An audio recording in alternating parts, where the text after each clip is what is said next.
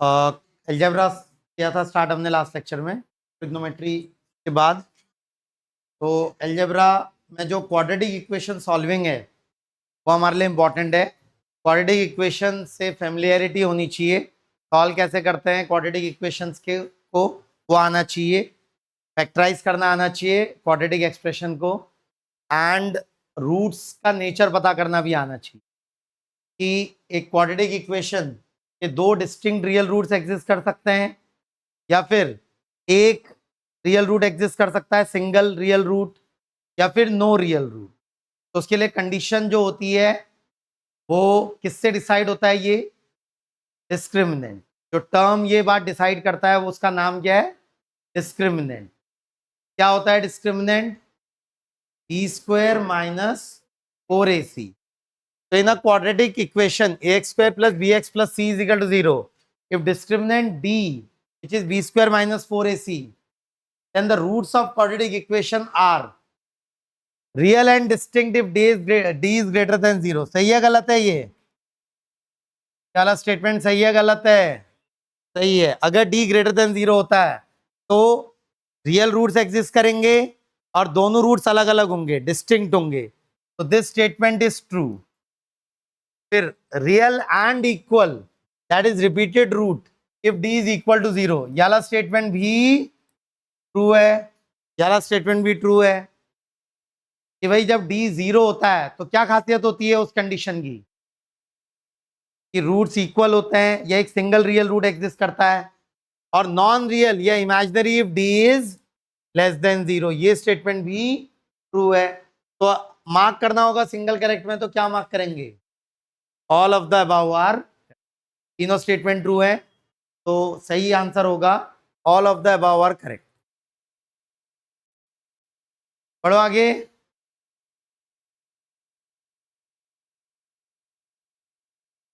Next. तो algebra से इतना ही मतलब पड़ेगा हमको, इससे ज्यादा मतलब नहीं पड़ेगा फिजिक्स में। क्वाड्रेटिक इक्वेशन को हैंडल करना आना चाहिए। थोड़ी बहुत बात हम ग्राफ्स की करेंगे कुछ टाइम के बाद, जब हम ग्राफ्स पे आएंगे तब हम क्वाड्रेटिक के ग्राफ की बात करेंगे कि क्वाड्रेटिक के ग्राफ की शक्ल कैसी दिखती है। बट उससे पहले हमें बात करनी है एक दूसरे टॉपिक की। ये टॉपिक आपने मोस्ट प्रोबेबली 10th क्लास तक नहीं पढ़ा है। टॉपिक 10th क्लास में नहीं होता है यूजुअली, तो आपने मोस्ट प्रोबेबली ये टॉपिक अभी तक देखा नहीं होगा मैथ्स में। टॉपिक का नाम है binomial theorem. Binomial theorem 11th class में हम डिटेल में पढ़ते हैं मैथ्स में, बट अभी तक आपने मैथ्स में भी नहीं पढ़ा होगा और 10th क्लास तक भी नहीं देखा होगा। लेकिन इसका इस्तेमाल फिजिक्स में होने वाला है, कहीं कहीं पर इसका यूज होता है बाइनोमियल थियरम का। और binomial theorem complete binomial theorem नहीं, बाइनोमियल थियरम के एक छोटे से पार्ट का यूज होता है। तो क्या है बाइनोमियल थियरम, जरा सबसे पहले इसको समझते हैं। तो बाइनोमियल थियरम एक फॉर्मूला है जो कि किसी एक्सप्रेशन की पावर अगर मैं रेज कर दूं कुछ, तो उसको ओपन करने का फॉर्मूला है। जैसे आप कुछ फॉर्मूलों से पहले से फेमिलियर होंगे, कोई बताएगा मुझे 1+x के होल स्क्वायर का फॉर्मूला? अगर मैं आपसे पूछूं 1+x के होल स्क्वायर का फॉर्मूला, 1+2x+x², कौन सा फॉर्मूला बेटा? a+b का होल स्क्वायर। क्या फॉर्मूला होता है a+b के होल स्क्वायर का? a² + 2ab + b²। याद है बेटा ये? तो ये है a² + 2ab + b²। ठीक हो गया? कोई मुझे 1+x के होल क्यूब का फॉर्मूला बताएगा? अगर मैं 1+x की पावर रेज कर दूं 3 से, और मुझे वो ऐसे लिख के दिखाइए कि वो इंक्रीजिंग पावर ऑफ x में हो। समझ रहे? इंक्रीजिंग पावर ऑफ x मतलब x की पावर 0, फिर x की पावर 1, फिर x की पावर 2, फिर x की पावर 3। क्या आता है बेटा ये बताइए? आता है फॉर्मूला a+b होल क्यूब का? a+b होल क्यूब का फॉर्मूला क्या होता है? a³ + b³ + 3ab bracket a+b। उसी को अगर अच्छे से लिखें तो a³ तो हो गया 1, पी क्यूब को लास्ट में लिख रहा हूं x cube plus 3 into 1 into x bracket 1 plus x, तो x का कोफिशिएंट आएगा 3 और एक्स स्क्वायर का भी कोफिशिएंट क्या आएगा बेटा 3। ये समझे क्या? ओपन करें अगर इसको, अब ये दो फॉर्मूले आपने पढ़े हैं अलजेब्रा में, पढ़े नहीं पढ़े पहले? ए प्लस बी का होल स्क्वायर, ए प्लस बी का होल क्यूब, इससे ऊपर का पढ़ा है क्या? मतलब अगर मैं आपसे पूछूं 1 प्लस एक्स की पावर 4 का एक्सपेंशन, 1 प्लस एक्स की पावर 4 का एक्सपेंशन, ये पढ़ा है क्या? अभी याद किया नहीं? आता है क्या ये किसी को? ये निकल के आता है 1 plus 4x plus 6x square plus 4x cube plus x की पावर 4। अब ये मैंने कैसे लिख दिया? क्या मैंने रट्टा मारा है ये ऊपर वाले दो की तरह? क्या मैंने रट्टा मारा है? ये ऐसा आना चाहिए? नहीं, क्योंकि मुझे बाइनोमियल थ्योरम आता है इसलिए मैं ये लिख पाया। अगर मैं 1 प्लस एक्स की पावर 5 का एक्सपेंशन पूछूं आपसे, 1 प्लस एक्स की पावर 5 का एक्सपेंशन, तो ये आता है, कोई गेस कर सकता है क्या आने वाला है? 1 प्लस 5x प्लस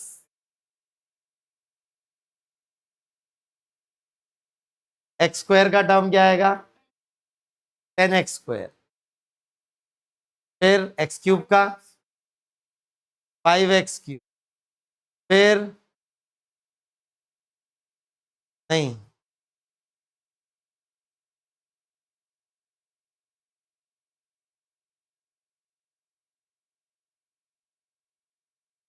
एक minute, 10x square, 10x square के बाद 10x क्यूब प्लस 5x की पावर 4 प्लस x की पावर 5। तो अगर मैं आपसे पूछ लूं 1 प्लस एक्स की पावर 10 का एक्सपेंशन, क्या वो आएगा आपको? अभी नहीं आएगा, बट बाद में आ जाएगा जब बाइनोमियल थ्योरम सीख लेंगे। तो बाइनोमियल थ्योरम इसी टर्म बाइनोमियल, बाई मतलब दो, बाइनोमियल है ना ये, उसकी कोई पावर में रेज कर दूं तो उसका एक्सपेंशन क्या बनता है, इसका फॉर्मूला है, इसका एक फॉर्मूला है जो आप सीखेंगे मैथ्स में डिटेल में। तो 1 plus X whole raise to the power n, ये n 2 होता है तो मुझे आता है, ये n 3 होता है तो भी आता है, 4 के लिए भी मैं निकाल सकता हूं, 5 के लिए भी निकाल सकता हूं, बट n अगर 100 हुआ तो 1 plus X raise to the power 100 expansion पूछा जाएगा, बिल्कुल निकाल सकता हूं, बट वो टेक्निक हम बाद में सीखेंगे, फॉर्मूला डिराइव कैसे होता है वो अभी नहीं बात कर रहा मैं, बट ये निकल के क्या आता है उतना मैं अभी बता रहा हूं। अगर आप गौर करें, एक बात गौर करें, जो भी पावर रेज्ड है 1 plus X raise to the power 2, वो बार बार x का कोफिशिएंट आ रही है, जो भी पावर रेज्ड है वो क्या आ रही है x का कोफिशिएंट, x की पावर 1 का कोफिशिएंट, और पहला टर्म हमेशा क्या है 1, तो 1 प्लस एक्स की पावर n का एक्सपेंशन कुछ ऐसा हो जाता है 1, तो आता है, फिर आता है nx, 1 plus nx plus n into n minus 1/2 into x square plus n into n minus 1 into n minus 2/6 into x cube and so on. But आगे की बात नहीं कर रहा हूं मैं, ये अभी मतलब भी नहीं आगे से, और ये डिराइव कैसे होता है वो भी नहीं सिखा रहा मैं अभी आपको, की जरूरत नहीं है, टाइम लगेगा उसमें, और अभी हमें जरूरत नहीं है क्योंकि बाइनोमियल में वैसे भी सीखने वाले हैं आप कि डिराइव कैसे होता है। तो 1 प्लस एक्स की power n, 1 plus X whole raise to the power n के एक्सपेंशन का जो फॉर्मूला है, उसी फॉर्मूले का नाम क्या है बेटा बाइनोमियल थ्योरम। बट हमें जो यहां यूज करना है फिलहाल वो है इसका एक अप्रोक्सीमेशन, बाइनोमियल अप्रोक्सीमेशन। जैसे कल की क्लास में हमने एक अप्रोक्सीमेशन किया था, कौन सा किया था? Small angle approximation. तो आज की क्लास में दूसरा अप्रोक्सीमेशन कर रहे हैं बेटा।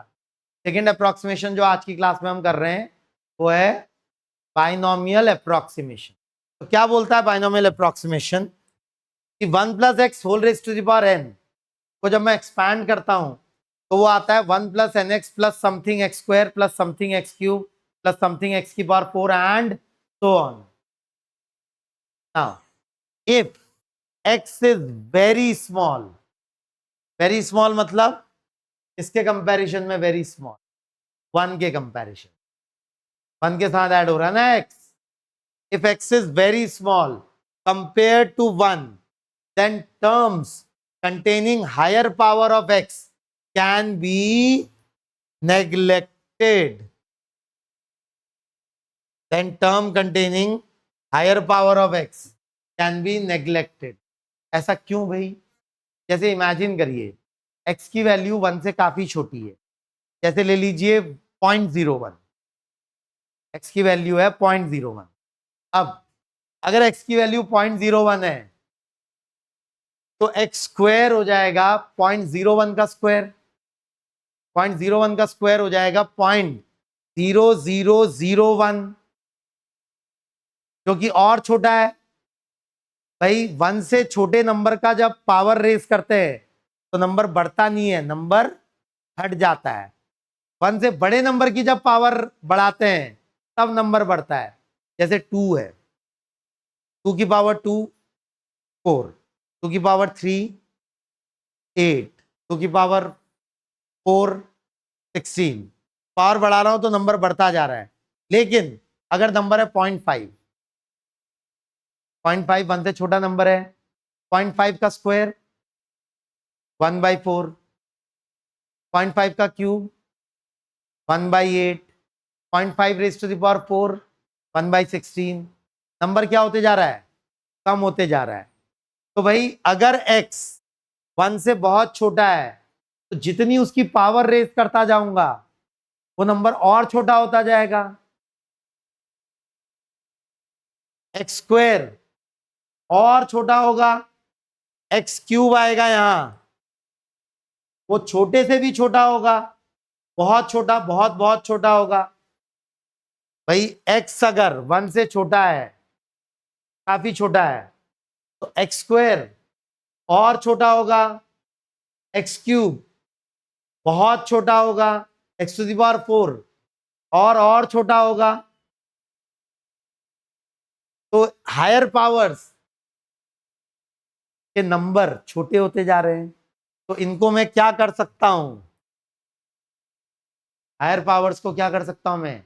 नेग्लेक्ट, क्योंकि वो 1 के मुकाबले केवल छोटी नहीं, बहुत बहुत ज्यादा छोटी है। एक्स छोटा था ना, एक्स छोटा था, एक्स स्क्वायर तो बहुत बहुत छोटा होगा, बहुत छोटा होगा, एक्स क्यूब बहुत बहुत छोटा होगा। तो इसलिए जैसे जैसे पावर बढ़ती जाएगी, जैसे जैसे पावर बढ़ती जाएगी एक्स की, नंबर उतने छोटे होते जाएंगे, नंबर उतने घटते जाएंगे, डिक्रीज होते जाएंगे नंबर उतने ज्यादा। समझे क्या?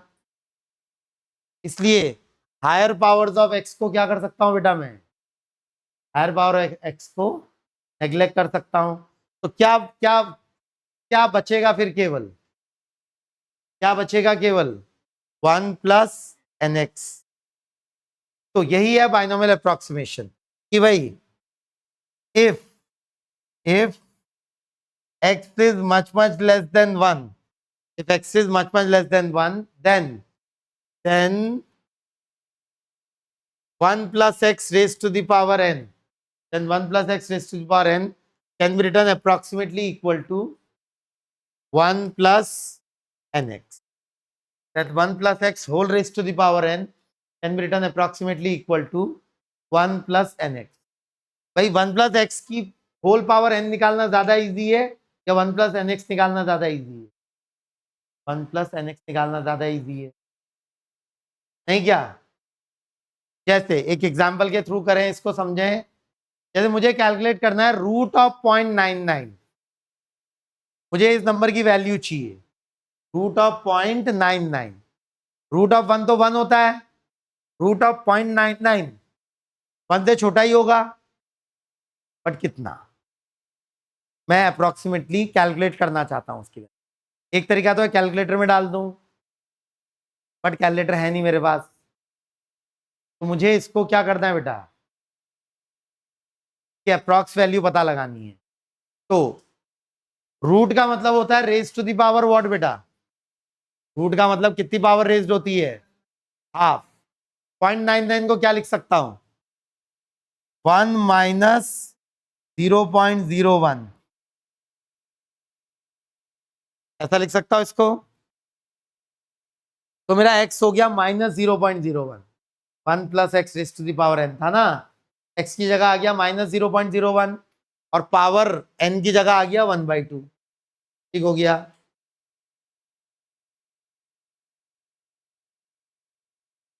क्या ये इससे काफी छोटा है, क्या x 1 से काफी छोटा है, काफी छोटा है 1 से, तो इसको अप्रोक्सीमेटली क्या लिखा जा सकता है बेटा, अप्रोक्सीमेटली क्या लिखा जा सकता है, 1 पावर उठा के नीचे लाऊंगा, sign negative as it is रहेगा, पॉजिटिव साइन है तो पॉजिटिव साइन रहेगा, नेगेटिव साइन है तो नेगेटिव साइन रहेगा, बस पावर को उठा के नीचे ले आना है। 1 plus x whole raised to the power n will be approximately equal to 1 plus nx, and 1 minus x whole raised to the power n will be approximately equal to 1 minus nx। तो ये हो जाएगा 1 minus n into x, तो ये हो जाएगा 1 minus 0.005, तो ये क्या आ गया अप्रोक्सीमेटली 0.995। तो क्या आ रही है रूट ऑफ 0.99 की अप्रोक्स वैल्यू, अप्रोक्स वैल्यू क्या आ रही है बेटा इसकी 0.995। अगर हम कैलकुलेटर का यूज करके एक बार निकालें रूट ऑफ 0.99, रूट ऑफ 0.99 अगर कैलकुलेटर से निकालें एग्जैक्ट, तो क्या आ रहा है 0.99497, क्या आ रहा है 0.99497, और हमारा क्या आया अप्रोक्सीमेशन, काफी नजदीक है हम। एग्जैक्ट वैल्यू आ रही है 0.99497 एंड समथिंग, और हमारी वैल्यू आ रही है 0.995, 0.99, 4 की जगह 5 आया है, अब देख रहे हैं 4 के बाद 9 है, काफी नजदीक है हम। बट क्या हमें कैलकुलेटर की मदद लेनी पड़ी, यहाँ पे कैलकुलेटर के बिना हो गया ये काम, ये करना आना चाहिए। नाम क्या बेटा इस अप्रोक्सीमेशन का, नाम क्या इस अप्रोक्सीमेशन का, बाइनोमियल अप्रोक्सीमेशन। नेक्स्ट, तो कभी कभी यूज होगा बेटा बाइनोमियल अप्रोक्सीमेशन हमारी फिजिक्स की पढ़ाई में, जब जरूरत पड़ेगी तब यूज करेंगे उसको, लेकिन सीखना अभी से है। अगला एक कंसेप्ट है मैथ्स का, अलजेब्रा का ही, जो कि आप पढ़ेंगे डिटेल में मैथ्स में। कंसेप्ट का नाम है लॉगरिथम, लॉग। तो लॉगरिथम एक मैथमेटिकल ऑपरेशन होता है, जैसे एक मैथमेटिकल फंक्शन होता है, जैसे ट्रिग्नोमेट्रिक फंक्शंस होते हैं मैथ्स में, साइन साइन थीटा जब आप बोलते हैं, तो थीटा कोई एंगल या कोई रेडियन में कोई वैल्यू पुट करते हैं, तो आपको फिर साइन थीटा मिलता है कुछ अलग वैल्यू। तो अलग अलग फंक्शंस होते हैं हमारे कोर्स में, अगर मेजरली बात करें तो 5 फंक्शंस हैं, 5 फंक्शंस, टोटल 5 फंक्शंस हैं मैथ्स फिजिक्स दोनों में ही, 5 से ज्यादा को हमको डील नहीं करना पड़ता, 5 टाइप के फंक्शंस हैं हमारे कोर्स में। तो नाम उनके पता होने चाहिए आपको, पहले बताया मैंने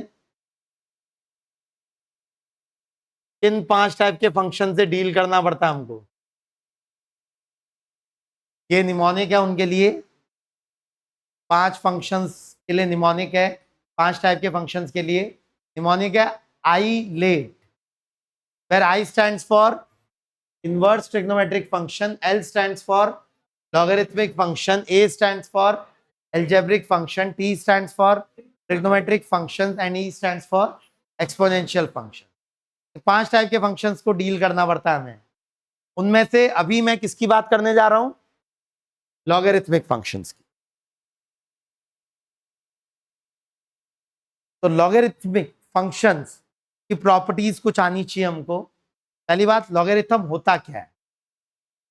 लॉग, किसी नंबर का लॉग लेने का मतलब क्या होता है? डिटेल तो करेंगे आप मैथ्स में, बट एक शॉर्ट इंट्रोडक्शन दे रहा हूं. अगर y है 2 की पावर x, अगर y है 2 की पावर x, जैसे x की जगह अगर 2 होगा तो y की वैल्यू 4 हो जाएगी. x की जगह 3 होगा तो y की वैल्यू 8 हो जाएगी.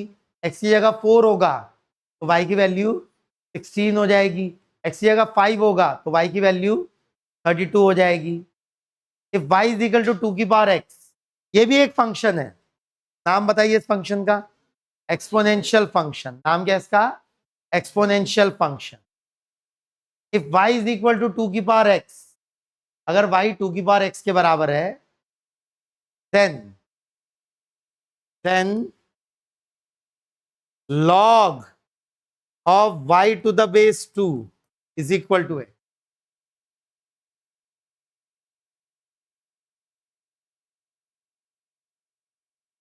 If y is equal to 2 की power x, then log y to the base 2 is equal to x. Similarly, if y is equal to 10 की पावर x, then, या y और x के नाम बदल देता हूं थोड़ी देर के लिए. If p is equal to 10 की power q, if p is equal to 10 की power q, then log p to the base 10, log p to the base 10 will be equal to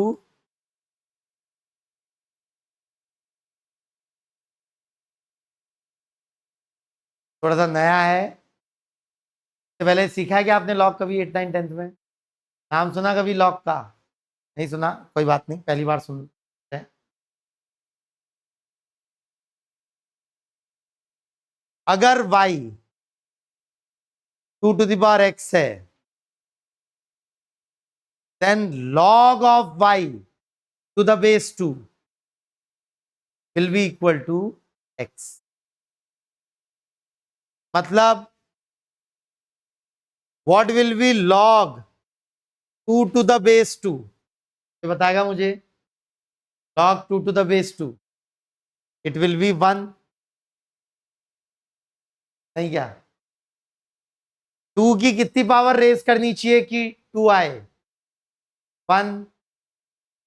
2 की कितनी पावर रेज करनी चाहिए कि 2 आए? 1. तो log 2 to the base 2 is what? 1. तो बताएगा log 4 to the base 2, 2. log 8 to the base 2, ध्यान से, log 8 to the base 2, 3. log 16 to the base 2, 4. log 32 to the base 2, 5. log 64 to the base 2, 6. एक और बता दीजिए, log 10 to the base 10 क्या होगा? 1.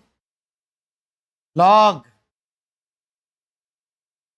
कितना 2 के बराबर होगा to the base 10? 100. log to the base 10 कितना 3 के बराबर होगा? 1000. log टू द बेस 10 कितना 4 के बराबर होगा? 1000. What is log? कुछ नया है log? Log is a function which gives output a number. Log is a function which gives output a number to which base must be raised to get the input. ध्यान से समझिए, log is a function जिसमें हम एक number input करेंगे, बिल्कुल, तो आपको उससे आउटपुट क्या मिलेगा? उससे आपको एक ऐसा नंबर आउटपुट मिलेगा कि जो लॉग का बेस होगा उसकी जब पावर उतना नंबर रेज करेंगे तो आपको इनपुट मिलेगा। ज्यादा हो गया? ऐसे फंक्शंस को, ये और ये, एक्चुअली में इनको बोला था इनवर्स फंक्शन। ये दोनों आपस में inverse function. Actually inverse functions हमें कभी कभी फिजिक्स में इनवर्स ट्रिग्नोमेट्रिक फंक्शन से भी डील करना पड़ता है। एक और एग्जांपल दूं अगर मैं आपको, आईटीएफ का एग्जांपल दूं इनवर्स ट्रिग्नोमेट्रिक फंक्शन का। ट्रिग्नोमेट्रिक तो पढ़े हैं ना हमने, ट्रिग्नोमेट्रिक फंक्शन पढ़े हैं हमने। तो बेटा साइन ऑफ पाई बाई 6 कितना होता है? साइन ऑफ पाई बाई 6 बताइए। साइन पाई बाई 6 रेडियन की बात हो रही है। Sine pi by 6 is 1/2। Pi by 6 is 30 degree. अभी तक रेडियन और उसमें कंफर्टेबल नहीं हुए, रेडियन और डिग्रीज में। Sine pi by 6 is 1/2। तो साइन इनवर्स ऑफ 1/2 इज क्या होता है? Inverse trigonometric function. ये टू दी पावर नहीं है बेटा, ये -1 लिखा है तो उसकी पावर रेज दी है -1। तो क्या पढ़ेंगे हम? Sine inverse of 1/2 is equal to pi by 6। मतलब ट्रिग्नोमेट्रिक फंक्शन में जो इनपुट था, एक एंगल इनपुट था और आउटपुट एक वैल्यू निकल के आ रही थी। इनवर्स ट्रिग्नोमेट्रिक फंक्शन में इसका उल्टा होगा। अब इनपुट क्या होगी? एक वैल्यू, और आउटपुट क्या निकल के आएगा? एक एंगल। साइन इनवर्स 1/2 का मतलब क्या है? एक ऐसा एंगल जिसके साइन की वैल्यू 1/2 हो। कौन सा एंगल है वो? पाई/6 रेडियन। बताइए, साइन ऑफ पाई/4 याद है? साइन ऑफ पाई/4 बोलिए। अभी भी याद नहीं है। साइन पाई/4 की वैल्यू, साइन 45 डिग्री की वैल्यू 1/√2। तो what will be sine inverse of 1/√2? पाई/4। Sine inverse of 1/√2 will be पाई/4। साइन ऑफ पाई/3, साइन ऑफ पाई/3 बोलिए बेटा। √3/2। तो साइन इनवर्स ऑफ √3/2 क्या हो जाएगा? Sign inverse of √3/2 पाई/3। यही बातें कॉस के लिए बोल सकता हूं मैं। कॉस पाई/6 बोलिए बेटा। कॉस पाई/6 बोलिए। √3/2। What will be cos inverse of √3/2? That will be पाई/6। टैन के लिए भी बोल सकता हूं ऐसी बातें। कोई बताएगा मुझे व्हाट इज टैन ऑफ पाई/4? टैन ऑफ पाई/4 1। तो what will be tan inverse of 1? पाई/4।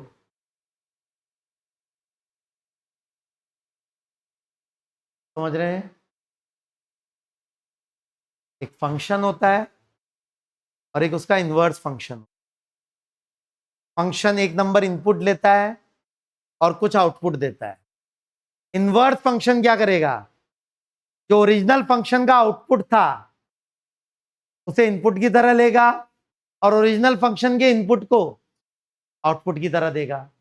पूरा खेल इनपुट आउटपुट का है।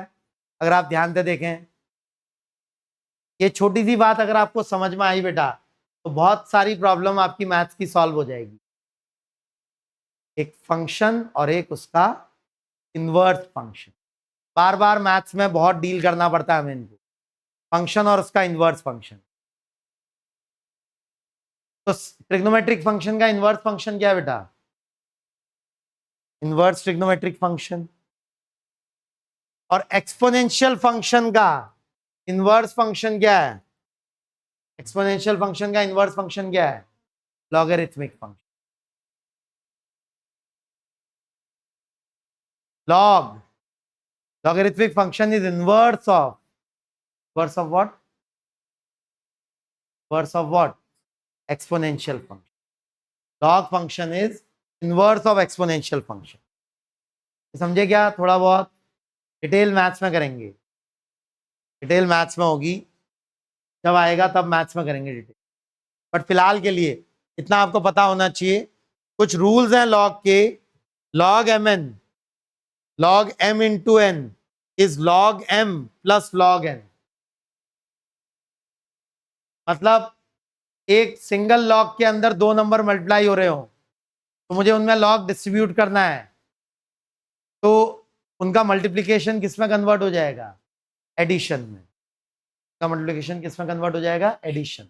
इसको मैं सिंपली प्रूव कर सकता हूं अगर आप थोड़ा ध्यान दें तो। If y is equal to 2 to the power m into 2 to the power n. If y is equal to 2 to the power m into 2 to the power n, then इसको मैं लिख सकता हूं 2 to the power m plus n लिख सकता हूं बेटा। तो अगर इसको log ले लूं तो log y to the base 2 क्या आ जाएगा? m plus n।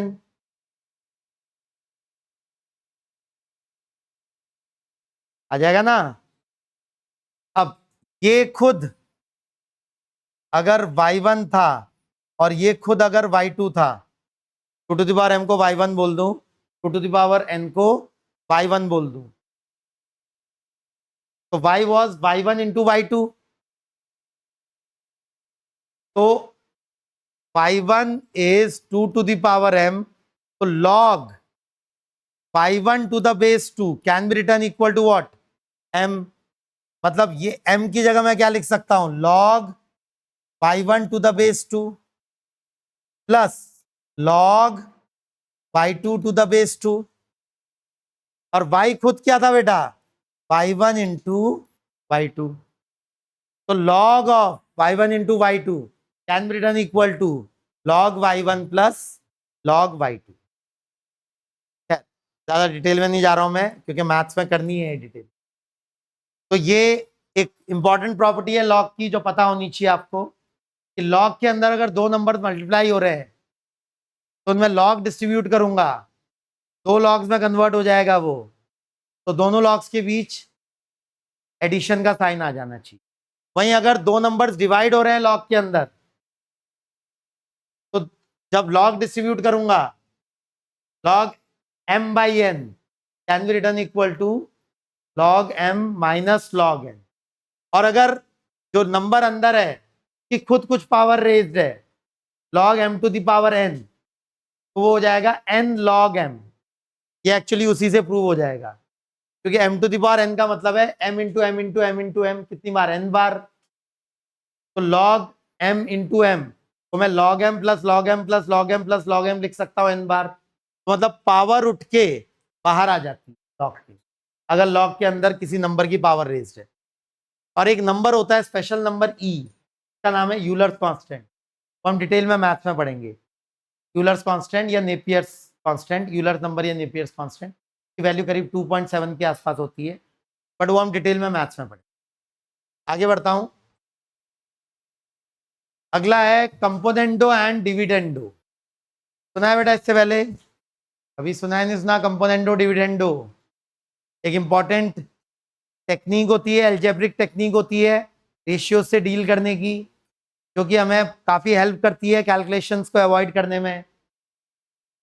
तो कंपोनेंडो एंड डिविडेंडो की टेक्निक बात सिंपल सी है कि two ratios are equal to each other, if P upon Q is equal to A upon B, then P plus Q upon P minus Q should be equal to A plus B upon A minus B। कैसे prove कर सकते हैं इसको हम? बहुत simple है। पहले दोनों साइड प्लस वन कर दीजिए। दोनों साइड अगर प्लस वन कर दूं तो ये हो जाएगा P by Q plus one is equal to A by B plus one. तो ये इक्वेशन क्या बन गई बेटा? न्यूमरेटर में आ गया P plus Q divided by Q और RHS में A plus B upon B। इसको बोलते हैं कंपोनेंडो, अकेले इसको बोलते हैं कंपोनेंडो। वहीं अगर मैं -1 कर दूं, इस वाले में -1 कर दूं दोनों तरफ, P by Q minus one is equal to A by B minus one, तो न्यूमरेटर में हो गया P minus Q divided by Q is equal to A minus B divided by B। और दोनों इक्वेशंस को आपस में डिवाइड कर दूं, Q से Q कट जाएगा, P से P कट जाएगा, तो क्या आ जाएगा बेटा? P plus Q upon P minus Q is equal to A plus B upon A minus. कभी कभी काम आएगा बेटा ये फिजिक्स में भी कभी कभी काम आएगा, ऐसे मैथ्स की इंपॉर्टेंट टेक्निक है। अगला है arithmetic progression, geometric progression. Arithmetic progression, geometric progression maths में सीखने ही वाले हैं, तो ज्यादा डिटेल में मैं कराने नहीं वाला इसको। ये सारे फॉर्मूले मैथ्स में सीखेंगे, डिटेल में सीखेंगे जब सीक्वेंस एंड सीरीज का चैप्टर आएगा। ठीक है, सीक्वेंस एंड सीरीज के चैप्टर में ये सारी बातें सीखने वाले हैं। बट ये बातें अभी यहाँ इसलिए मेंशन की हुई है, ये बातें फिजिक्स में भी यूज होंगी, जब जरूरत पड़ेगी। हम भूलेंगे नहीं मैथ्स को ना, जब फिजिक्स में जरूरत पड़ेगी, ऐसा नहीं फॉर्मूला ही भूल गए अरिथमेटिक प्रोग्रेशन का या ज्योमेट्रिक प्रोग्रेशन का। तो क्या होता है अरिथमेटिक प्रोग्रेशन, क्या होता है ज्योमेट्रिक प्रोग्रेशन, क्या होता है sum of first n natural numbers, क्या होता है sum of squares of first n natural numbers, क्या होता है sum of cube of first n natural number, ये सब फॉर्मूले हमारे कोर्स में है in the chapter of sequence and series. तो तब हम डिटेल में इनको डिराइव भी करेंगे और याद भी करेंगे। यही है ज्योमेट्रिक प्रोग्रेशन। ज्योमेट्रिक प्रोग्रेशन क्या होता है ये तो पता होना चाहिए आपको। अरिथमेटिक प्रोग्रेशन शॉर्ट फॉर्म में बोलते हैं एपी। बार बार मैं अरिथमेटिक प्रोग्रेशन नहीं बोलूंगा, आगे से क्या बोलूंगा, केवल AP. AP is a sequence of numbers where next number is obtained by adding or subtracting a fixed number with previous number। अगला नंबर मिलेगा पिछले नंबर से एक फिक्स नंबर को ऐड या सब्ट्रैक्ट करके। जैसे पहला नंबर है ए, तो अगला नंबर है ए प्लस डी, तो उससे अगला नंबर कैसे मिलेगा? ए प्लस डी में डी ऐड करके ए प्लस टू डी, फिर उससे अगला number A plus three D and so on, A plus N D. तो ये इसको बोला जाता है, नंबर्स की सीक्वेंस को बोला जाता है अरिथमेटिक प्रोग्रेशन, एपी। तो एपी के सम का फॉर्मूला है और कॉमन टर्म का भी फॉर्मूला है। जीपी कैसे मिलती है बेटा? जीपी कैसे मिलती है? ज्योमेट्रिक प्रोग्रेशन कैसे मिलता है? अगर एक नंबर अगला सीक्वेंस में अगला नंबर पता करने के लिए पिछले नंबर से एक कांस्टेंट नंबर को मल्टीप्लाई करते हैं, तब हमें क्या मिलता है? तब हमें क्या मिलता है? अगला नंबर। तो ए पहला नंबर था, तो अगले नंबर मिलने के लिए अब ऐड नहीं कर रहा हूं, मल्टीप्लाई कर रहा हूं, ए आर, फिर उससे अगला number A R into R मतलब ए आर स्क्वायर, फिर उससे अगला number A R cube and so on. This is called what बेटा? नाम क्या है इस सीक्वेंस का? Geometric progression. इसके भी फॉर्मूले हैं, इसके सम टिल एंड टर्म्स हैं, एस एन हो जाता है ए इंटू 1 माइनस आर की power N upon 1 minus R. और इसका एक बहुत इंपॉर्टेंट फॉर्मूला है फिजिक्स में जो बहुत यूजफुल है हमको, वो है सम टिल इनफाइनाइट टर्म्स। अब इनफाइनाइट नंबर का सम हमेशा इंफिनिटी नहीं होगा बेटा। अगर अगला नंबर पिछले नंबर से छोटा है, फिर अगला नंबर पिछले नंबर से छोटा है, फिर अगला नंबर उससे पिछले नंबर से छोटा है, मतलब डिक्रीजिंग जीपी है अगर। अब जीपी डिक्रीजिंग कब होगी? जब आर का मैग्नीट्यूड 1 से छोटा होगा। अगर आर का मैग्नीट्यूड 1 से बड़ा हुआ तब ये इंक्रीजिंग जीपी होगी, अगला नंबर पिछले से बड़ा, फिर अगला नंबर उसके पिछले से बड़ा। लेकिन अगर आर 1 से छोटा हो गया तब ये कैसी जीपी बोली जाएगी बेटा? तब कैसी जीपी बोली जाएगी? ये डिक्रीजिंग जीपी। अगर जीपी डिक्रीजिंग है तो उसका सम इनफाइनाइट नंबर तक निकाला जा सकता है, और उसका फॉर्मूला निकल के आता है ए अपॉन 1 माइनस आर। ये रट्टा मार के याद रखना है। अभी याद नहीं रखेंगे तो थोड़े टाइम बाद तो याद रखना ही पड़ेगा जब मैथ्स में आएगा। इनका मैथ्स है, कर रहे हैं ना एग्जाम्पल, आ रहे हैं अभी आगे एग्जाम। बढ़ो आगे। जैसे अगर मुझे सम निकालना है इन नंबर्स का, 4 + 8 + 12 टिल 64, क्या मैं एक एक करके ऐड करते जाऊं कि 4 + 8 होता है 12, 12 + 12 होगा 24, 24 फिर अगला नंबर 16, 24 + 16 हो गया 40, फिर अगला नंबर 20, ऐसे करके क्या करते जाऊं मैं? टाइम लगेगा उसमें। तो इसके लिए बना बनाया फॉर्मूला है। अगर आप ध्यान से सीक्वेंस को समझ पाए तो ये कौन सा सीक्वेंस है बेटा? अगला नंबर कैसे मिल रहा है? पिछले नंबर में एक फिक्स नंबर ऐड करके।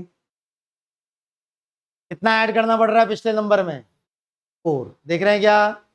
पहला नंबर है 4, अगला नंबर मिल रहा है 4 में 4 ऐड करके, फिर उससे अगला नंबर मिल रहा है 8 में 4 ऐड करके, फिर उससे अगला नंबर मिल रहा है 12 में 4 ऐड करके। तो ये क्या है बेटा? ये अरिथमेटिक प्रोग्रेशन। फर्स्ट टर्म क्या है अरिथमेटिक प्रोग्रेशन का? a = 4। कॉमन डिफरेंस भी क्या है इसका? 4। जिस जिस कांस्टेंट को ऐड करते रहना पड़ता है, नंबर को क्या बोलते हैं हम?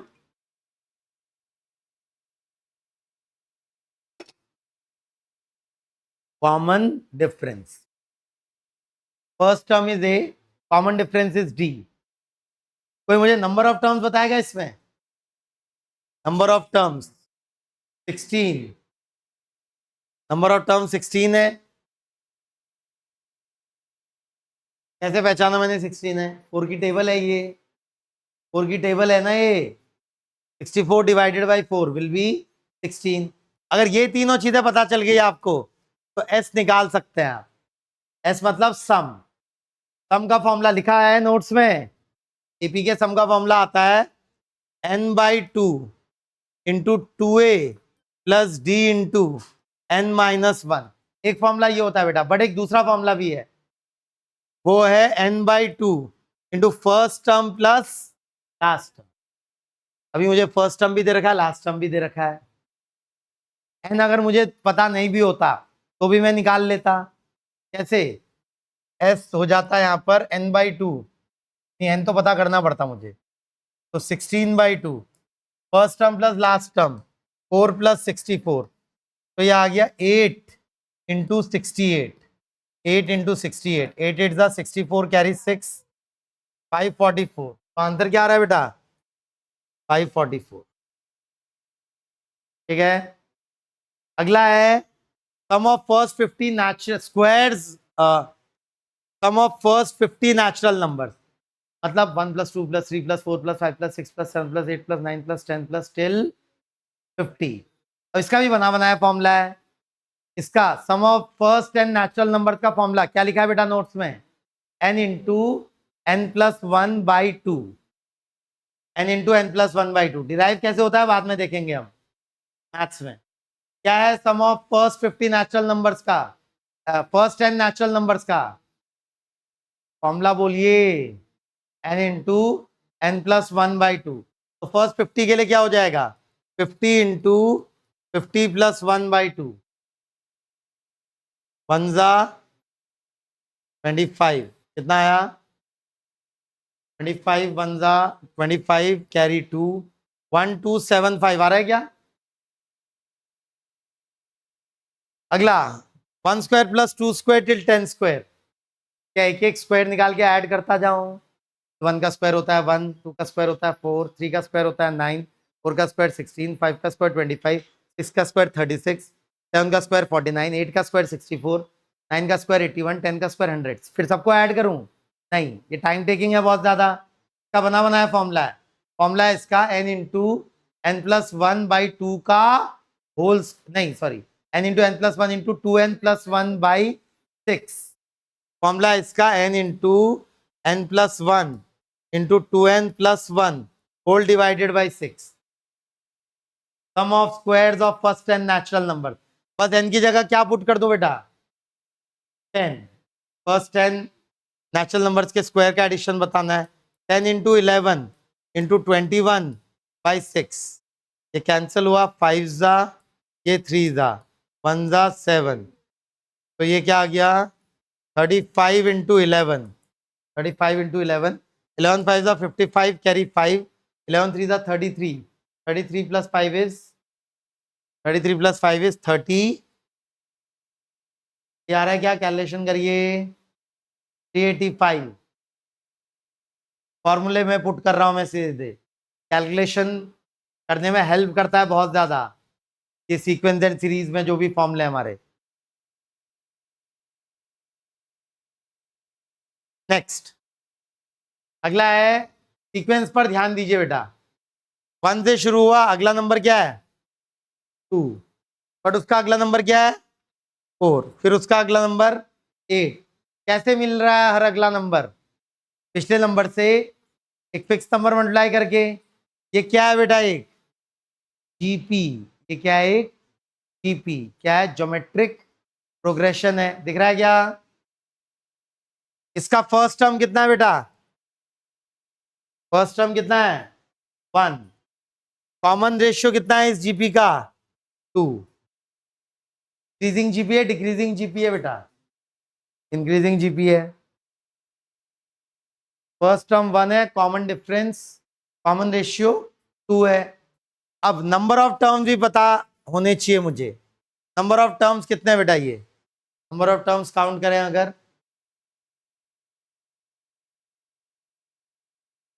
2 जा 4, नहीं 2 0 is 1, 1 is 2, 2 जा 4, 2 to the power 3 is 8, 3, 32, 64, 128, 256, total 9 terms है यहाँ पर, टोटल 9 टर्म्स हैं, 10 की वैल्यू 9 है।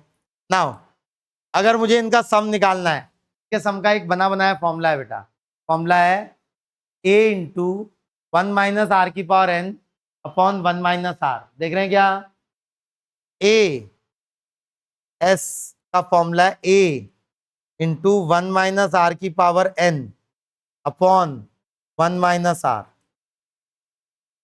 a की जगह 1 इंटू 1 माइनस 2 की पावर 9 डिवाइडेड बाई 1 माइनस 2, क्या आ जाएगा 2 की पावर 9 माइनस 1।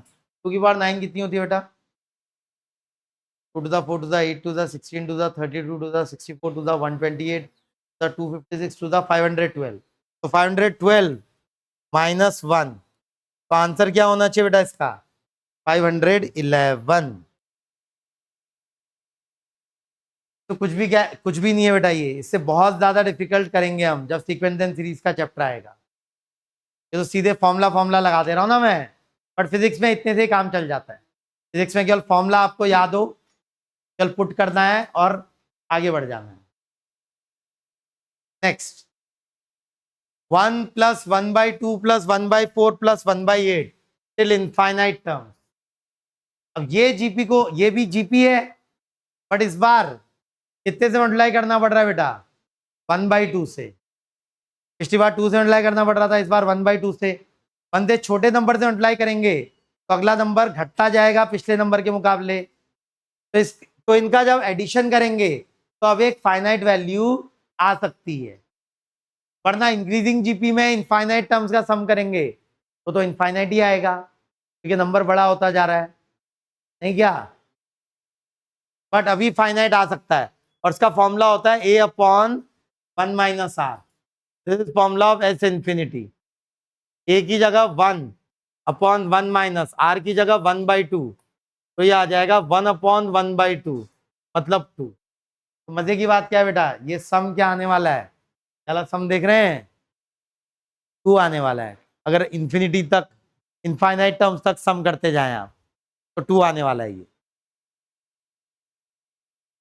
ये वाले में क्या खासियत है, ये वाली सीक्वेंस देखिए, पहचानिए इस सीक्वेंस को। जीपी है, जीपी है, फाइनाइट जीपी है, कॉमन रेशियो क्या है इसका, -1/2। पिछले वाले से क्या अंतर है इस वाले में, पिछले वाले में कॉमन रेशियो क्या था बेटा, 1/2, पर कॉमन रेशियो क्या है, -1/2।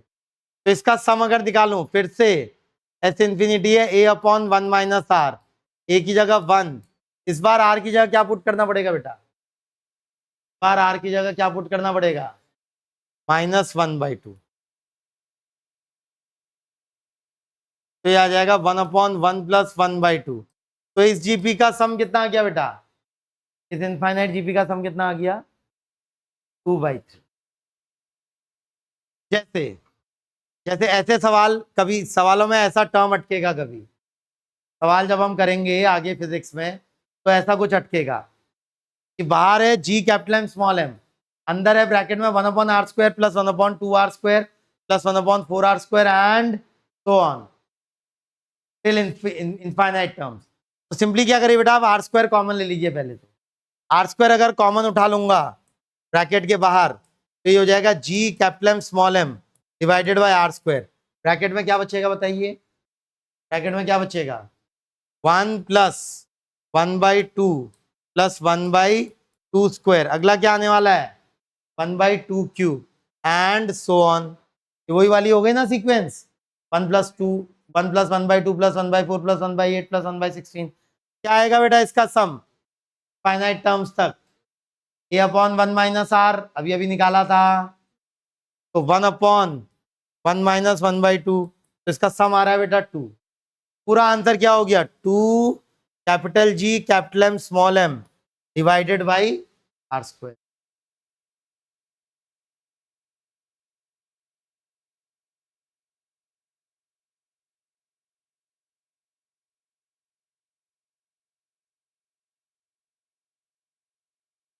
बढ़ो आगे, आगे बढ़ो, चलिए सबसे इंपॉर्टेंट पार्ट की तरफ बढ़ते हैं अपने इसमें, जो हमें फिजिक्स में बहुत ज्यादा यूजफुल है, बहुत ज्यादा यूज होगा, जो वो है ग्राफ्स की नॉलेज। ग्राफ्स, बेसिक ग्राफ्स की नॉलेज होनी चाहिए बेटा हमको, बहुत ज्यादा कॉम्प्लिकेटेड फंक्शन नहीं, सिंपल फंक्शंस के ग्राफ की नॉलेज। हम लीनियर का ग्राफ सीखेंगे फिलहाल, और फिर क्वाड्रेटिक का ग्राफ, और थोड़ा बहुत हाइपरबोलिक और एलिप्स और सर्कल। लेकिन सबसे इंपॉर्टेंट हमारे लिए लीनियर के ग्राफ है, लीनियर फंक्शन के graph. What is a linear function, linear function की शक्ल वेरिएबल की जो पावर रेज्ड होगी 1 रेज्ड होगी। तो अगर मैं बोलूं y = mx + c, where x is my input and y is my output, ये एक लीनियर फंक्शन है बेटा, ये एक लीनियर फंक्शन है ना, y = mx + c। तो y = mx + c को ग्राफ में जब प्लॉट करूंगा, अब ग्राफ के प्लॉटिंग का मतलब क्या होता है, ग्राफ पेपर देखा है सबने,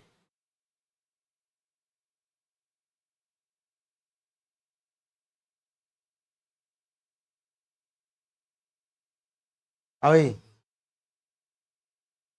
ग्राफ पेपर जानते नहीं जानते हैं, ग्राफ पेपर, इसमें ये वाली हॉरिजॉन्टल लाइन को क्या नाम देते हैं, एक्स एक्सिस, और वर्टिकल लाइन को वाई एक्सिस। देखा है ना सबने ग्राफ पेपर। अब मैं इसमें लीनियर फंक्शंस कि शक्ल कैसी बनेगी वो सीखने जा रहे हैं। जैसे y is equal to 2x या y is equal to 10x या y is equal to 3x plus 5 या y is equal to -2x plus 9, ये सब क्या है? लीनियर फंक्शंस हैं। नंबर तो बदल सकते हैं ए और बी। सबसे पहले y is equal to x, y is equal to x, कैसा ग्राफ बनेगा y is equal to x का? इमेजिन कर सकता है कोई? y is equal to x को 0 डालूंगा तो y भी 0 आना चाहिए, x को 1 डालूंगा तो y भी 1, x को 2 डालूंगा तो y भी 2, x को 3 डालूंगा तो y भी 3। तो कैसा, इस मैं पॉइंट्स मार्क करूंगा यहाँ 1,1, 2,2, 3,3, सबको कनेक्ट करूंगा तो कैसा ग्राफ बनने वाला है बेटा? एक स्ट्रेट लाइन दिख रही है, स्ट्रेट लाइन, क्योंकि पॉजिटिव x और पॉजिटिव y को बीचों बीच कट करेगी, बीचों बीच कट करेगी बेटा उसको। यह है y is equal to x polynomial का फंक्शन का ग्राफ। अगर x की जगह 2x हुआ तो क्या हो जाएगा बेटा? x की जगह अगर 2x हुआ, जरा ध्यान से देखेंगे,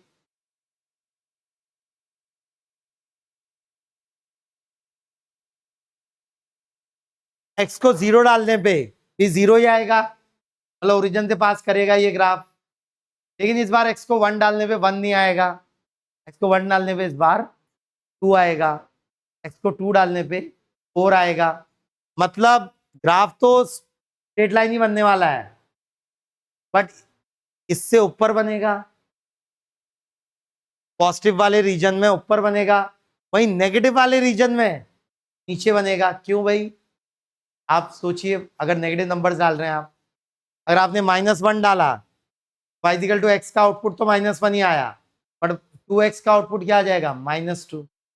तो ये ग्राफ ब्लू कलर से देखें, अगर आप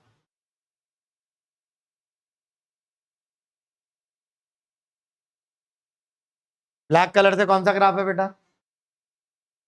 y is equal to x। Blue colour से कौन सा ग्राफ है? y is equal to 2x। क्या आप y is equal to -x imagine कर सकते हैं कैसा आने वाला है? y is equal to -x।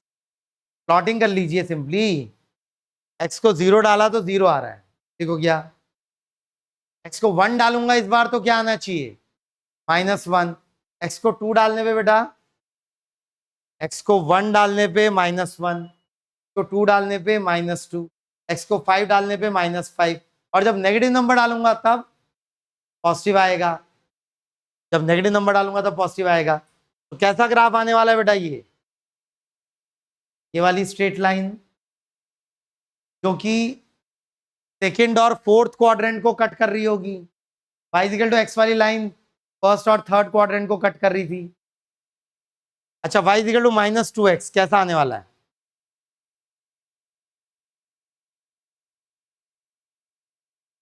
y equal to -2x imagine कर पा रहे हैं? अगर मैं -1 पुट करूंगा तब आंसर +2 आ जाना चाहिए, -5 पुट करूंगा, -2 पुट करूंगा तो आंसर +4 आ जाना चाहिए। मतलब ये ग्राफ इधर को जाने वाला है, लेकिन पॉजिटिव साइड में वो ये जाएगा।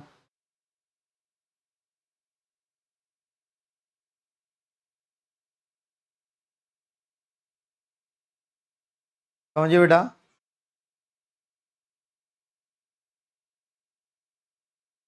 सिंगल पेपर में आप चारों के ग्राफ देखेंगे तो आपको ज्यादा अच्छे से इमेजिन हो पाएगा बेटा कि इक्वेशन को ग्राफ में कैसे कन्वर्ट करना है, या कभी कभी हमें ग्राफ से इक्वेशन बनानी होगी, दोनों आने चाहिए। तो इससे हम सीख सकते हैं, ये जो मैंने 4 एग्जाम्पल दिखाया आपको, कि अगर y is equal to mx type के इक्वेशन है, फिलहाल c क्या था? 0, कांस्टेंट 0 है फिलहाल, तो ये ग्राफ पक्का स्ट्रेट लाइन बनेगा, और ऐसी straight line which will be passing through origin. और भी बहुत सारी स्ट्रेट लाइनें पॉसिबल है, but this straight line will pass through will pass through origin, ये वाली straight line will pass through origin. क्या बात समझ में आई बेटा सबको? और दूसरी बात, x के साथ मल्टीप्लाई होने वाला नंबर जितने ज्यादा बड़ा मैग्नीट्यूड का है, पहली बात अगर पॉजिटिव है, अगर पॉजिटिव है नंबर, ध्यान से देखिए इस नंबर को, यहाँ 1 नंबर था मल्टीप्लाई, यहाँ 2 था, तो ये ब्लैक वाली है y equal to x, blue वाली है y equal to 2x। Angle क्या बना रहे हैं? Positive x axis. जितना बड़ा होते जा रहा है नंबर, उतना वो वर्टिकल होते जा रही है लाइन, लाइन उतनी वर्टिकल होती जा रही है, और नंबर जितना छोटा होगा ये एक्स से मल्टीप्लाई होने वाला, उतनी हॉरिजॉन्टल होगी लाइन। दिख रहा है क्या? इसको बोला जाता है स्लोप एंगल। क्या बोलते हैं इसे? Slope angle. और एम की वैल्यू जितनी बड़ी होगी, स्लोप एंगल भी उतना बड़ा आ रहा है। देख रहे हैं क्या? उतना 90 के नजदीक आ रहा है। वहीं अगर स्लोप की वैल्यू नेगेटिव हुई, नेगेटिव वैल्यू स्लोप की, तो मतलब पॉजिटिव एक्स एक्सिस से कैसे एंगल बन रहे होंगे तब? ऑब्ट्यूज। प्लीज ध्यान से समझिए, एम की वैल्यू अगर पॉजिटिव है, एम की वैल्यू पॉजिटिव है, एम की वैल्यू पॉजिटिव है, तो स्ट्रेट लाइन एक्यूट एंगल बनाएगी पॉजिटिव एक्स एक्सिस से। Acute angles, acute angle with positive x axis, acute angle with positive x axis. वहीं एम की वैल्यू अगर नेगेटिव होती है बेटा, तो क्या होगा? एम की वैल्यू अगर नेगेटिव होगी तो, एम की वैल्यू अगर नेगेटिव होगी तो क्या होगा? कैसा एंगल बनाएगी line? Obtuse angle. Line will make obtuse angle with positive x axis. Angle हम अभी भी पॉजिटिव एक्स एक्सिस से यूज मेजर करेंगे, विथ पॉजिटिव एक्स। ये नजर आया बेटा आपको? और एक और बात नजर आनी चाहिए, जितना स्लोप का मैग्नीट्यूड ज्यादा है, लाइन उतनी वर्टिकल है। ये 2, ये -2 वाली थी, बट -2 का मॉड 2 ही होता है मैग्नीट्यूड, तो 2 वाली लाइन भी वर्टिकल के नजदीक थी, -2 वाली लाइन भी वर्टिकल के नजदीक। बट 2 वाली लाइन क्या होगी? वर्टिकल से इधर को इंक्लाइंड होगी, राइट साइड को, और -2 वाली लाइन वर्टिकल से लेफ्ट को इंक्लाइंड होगी। ये समझ रहे हैं क्या? तो m का मैग्नीट्यूड क्या बताता है? m का मैग्नीट्यूड क्या बताता है? अगर magnitude of m is larger, अगर m का मैग्नीट्यूड बड़ा है, m का मैग्नीट्यूड अगर बड़ा है, तो लाइन उतनी ज्यादा वर्टिकल होगी, और m का मैग्नीट्यूड जितना कम है, लाइन उतनी ज्यादा हॉरिजॉन्टल होगी। m का मैग्नीट्यूड जितना ज्यादा है, line will be more towards vertical, more towards vertical. और मॉड ऑफ m जितना कम है, line will be more towards horizontal.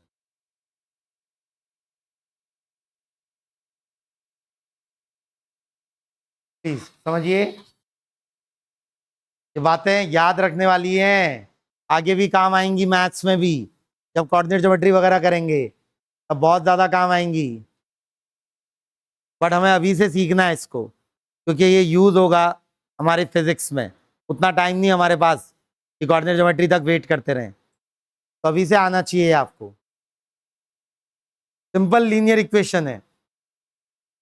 अगर m का नाम क्या है? m का नाम बोलिए बेटा। m का नाम है स्लोप। क्या नाम है m का?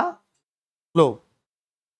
उस कांस्टेंट को एक स्पेशल नाम दिया गया है, इसको बोला जाता है स्लोप, स्लोप ऑफ लाइन। अगर स्लोप पॉजिटिव है बेटा, स्लोप पॉजिटिव है तो क्या, स्लोप अगर पॉजिटिव है तो एक्यूट एंगल बनाएगा एक्स एक्सिस से, स्लोप अगर नेगेटिव है तो लाइन ऑब्ट्यूज एंगल बनाएगी एक्स एक्सिस से। दिख रहा है क्या? वहीं अगर स्लोप का मैग्नीट्यूड ज्यादा है तो वो लाइन उतनी ज्यादा वर्टिकल होगी, और स्लोप का मैग्नीट्यूड जितना कम है लाइन उतनी ज्यादा हॉरिजॉन्टल होगी। ये बात समझ रहे हैं? और y equal to M X है, अगर c नहीं है मतलब लाइन पक्का कहां से पास कर रही होगी? Origin. y equal to M x is a line passing through origin. m की वैल्यू डिसाइड करेगी बाकी चीजें। समझ रहे हैं? अगर c जीरो नहीं होता, हो सकता था ना, क्या जरूरी है c हमेशा जीरो हो? जरूरी नहीं है। तो अगर c जीरो नहीं होगा तो मैं कुछ ग्राफ प्लॉट कर रहा हूं, जरा ध्यान से समझेंगे। चलिए इस बार करते हैं y is equal to x एक लाइन, क्या y is equal to x एक लाइन, और दूसरी line y is equal to x plus 5। क्या y is equal to x plus 5? ये भी एक लाइन ही बनने वाली है, बट कैसी लाइन? क्या इस बार x को जीरो डालने पे y जीरो आ रहा है? मतलब ये ओरिजिन से पास नहीं करेगी, बट कहीं से तो पास करेगी। x को जीरो डाल दीजिए, y की वैल्यू क्या आ जा रही है? 5, मतलब 0,5 पॉइंट से पास करेगी। बात रही स्लोप की, इसका स्लोप और इसका स्लोप सेम है भाई, x का कोफिशिएंट 1 है, और अभी भी वो x का कोफिशिएंट क्या 1, मतलब जितना एंगल ये वाली लाइन बनाएगी पॉजिटिव एक्स एक्सिस से, उतना ही ये वाली भी बनाएगी। एक्चुअली ये दोनों लाइनें क्या हो गई एक दूसरे के पैरेलल। देख रहे हैं क्या? इसी में प्लॉट करता हूं बेटा मैं y is equal to x minus 5।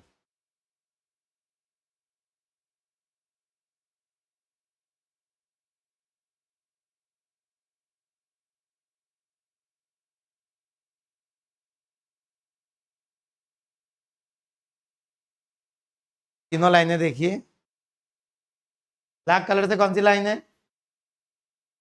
y is equal to x, blue colour से y is equal to x plus 5, और रेड कलर से y is equal to x minus 5। Important है बेटा ये वाला नंबर, ये वाला नंबर अगर आप ध्यान से देखें, और ये वाली इक्वेशन में ये वाला नंबर, और ओरिजिनल इक्वेशन में यहाँ कोई भी नंबर नहीं था, जीरो था यहाँ। इस नंबर का भी स्पेशल नाम है, c तो है ये, y is equal to M x plus c में c है ये, तो y is equal to M x plus c में m का नाम क्या है बेटा? m का नाम क्या था? Slope, slope of line. c का भी स्पेशल नाम है, c वो पॉइंट है y एक्सिस पे जो कट होगा लाइन के द्वारा। लाइन कहीं ना कहीं कट करेगी ना y एक्सिस को, तो this is called y intercept. क्या बोलते हैं इसे? y intercept. ये वाली लाइन का y इंटरसेप्ट कितना है? 0। इस वाली लाइन का y इंटरसेप्ट +5, ये वाली का y इंटरसेप्ट -। क्या रहे? कंटिन्यू करेंगे कल की क्लास में, ग्राफ्स खत्म करेंगे बेटा कल, ग्राफ्स खत्म करेंगे और वेक्टर स्टार्ट करेंगे।